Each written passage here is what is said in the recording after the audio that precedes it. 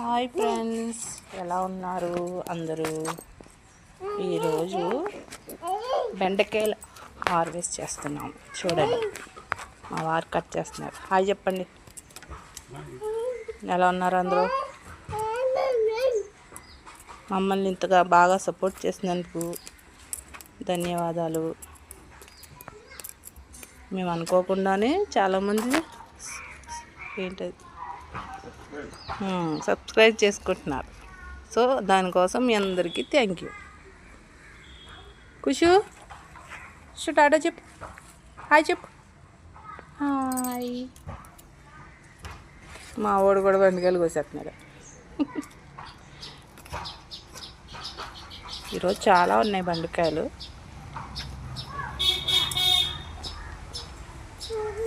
చిన్న ఉసిరి చెట్టు. కుషు ఎక్కడికి వెళ్తున్నావు నువ్వు? ఇలా చూడు. కొన్ని బెండకాయలు ఒక అర కేజీ ఉంటాయి. మొన్నే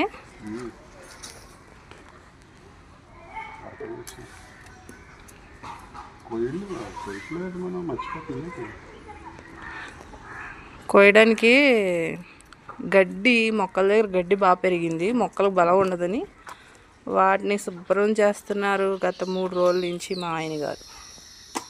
సో చూడండి, గార్డెన్ అంతా ఎంత క్లీన్ అయిపోయి ఉందో చూసారా. మొత్తం